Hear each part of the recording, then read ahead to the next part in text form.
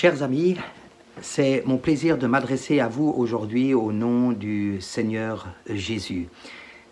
Il est intéressant de relever, de souligner que Jésus enseignait au sujet du sabbat les jours de sabbat. Il s'avère que nous sommes aujourd'hui dans un jour de sabbat et j'aimerais saisir cette opportunité pour partager quelques pensées sur un vaste sujet, quelques enseignements sur un vaste thème que je n'aurais pas l'ambition de traiter dans sa totalité par ces quelques minutes de vidéo. Néanmoins, j'aimerais que nous parlions du sabbat et que nous n'ayons pas peur de nous entretenir à ce sujet. J'aimerais m'entretenir avec vous à ce sujet sous l'angle de 3 actes, l'acte de Dieu, l'acte de l'homme et l'acte du Messie dans la personne de Jésus.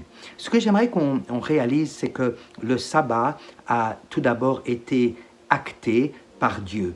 Il ne l'a pas fait pour lui-même, Dieu n'a pas besoin de se reposer, Dieu ne se fatigue pas, il ne sommeille ni ne dort, celui qui veille sur Israël, mais il l'a fait pour nous, il l'a fait en exemple, et en fait on peut dire que le sabbat est un acte d'amour de la part de Dieu afin de nous permettre d'entrer dans le repos, et il l'établit immédiatement après la création pour l'ensemble de sa création à laquelle nous appartenons. Le sabbat est aussi l'acte de l'homme.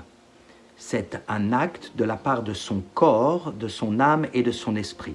C'est d'abord un acte de repos. Nous entrons dans le repos. Le sabbat veut dire le repos.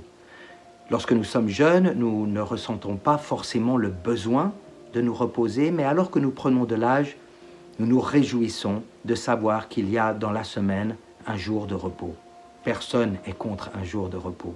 Et avant le bolchevisme, le communisme, avant le socialisme, avant la recherche d'acquis sociaux, déjà depuis la création du monde, Dieu avait établi et prévu un jour de repos pour l'homme. Et nous ferons bien d'entrer dans ce repos une fois par semaine. C'est la réponse du corps. Mais le sabbat est aussi un acte de foi. Et ça, c'est la réponse de l'âme. Nous travaillons pour subvenir à nos besoins et subvenir aux besoins des autres, mais nous nous arrêtons de notre travail et c'est une manière pour nous de reconnaître que, ultimement, nous vivons sous la providence de Dieu, qu'ultimement, nous vivons sous sa provision, que lui répond à nos besoins selon ses richesses dans les cieux et que même lorsque nous nous arrêtons de travailler, sa provision continue à notre égard et la nature continue à produire son fruit pour pourvoir aux besoins de l'humanité tout entière. Enfin, le sabbat est un acte de l'esprit. C'est un acte de foi et un acte d'obéissance. Un acte d'obéissance dans le sens que nous nous arrêtons de nos propres œuvres pour entrer dans les œuvres de Dieu. Un acte d'obéissance dans le sens que nous n'avons pas besoin de nous frayer nos propres chemins, nous n'avons pas besoin de nous fabriquer, de nous construire, nous n'avons pas besoin de créer notre destinée, nous n'avons pas besoin d'imposer notre volonté, mais nous nous arrêtons de nos propres œuvres pour entrer dans les dimensions de l'œuvre de Dieu, une œuvre qui est merveilleuse à nos yeux, un Dieu qui a déjà tout préparé d'avance et qui nous appelle à accomplir tout ce qu'il a préparé d'avance. C'est ainsi que nous entrons dans notre destinée et que nous accomplissons la destinée telle que Dieu l'a prévue pour chacun d'entre nous. C'est la réponse de notre esprit à cet acte du sabbat. Nous avons parlé de l'acte de Dieu et de l'acte de l'homme. Arrêtons-nous un instant pour parler de l'acte du Messie. Vous savez que dans Lévitique 23, on nous présente les fêtes de l'Éternel et le sabbat est la première de ces fêtes.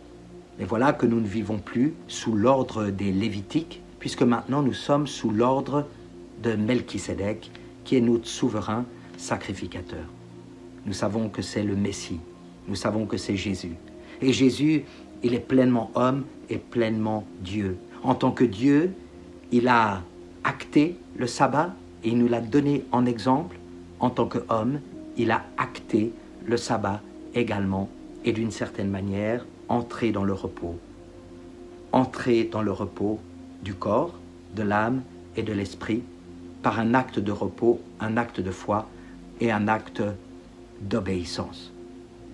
J'aimerais vous inviter à considérer le repos de Dieu et à travers cette fête de l'Éternel qu'est le sabbat, à en retirer toutes les leçons que nous pouvons en retirer. Pour ce faire, nous n'avons pas besoin de judaïser. Pour ce faire, nous n'avons pas besoin d'entrer dans un légalisme. Pour ce faire, nous n'avons pas besoin d'obéir à la loi. Pour ce faire, nous avons juste besoin d'entrer dans les promesses de la parole de Dieu. Les 10 paroles qui aujourd'hui sont inscrites dans nos cœurs comportent parmi elles la promesse du sabbat, la promesse d'une entrée dans le repos de Dieu, où il y a sérénité, où il y a abondance, où il y a bien-être, où il y a le shalom de Dieu.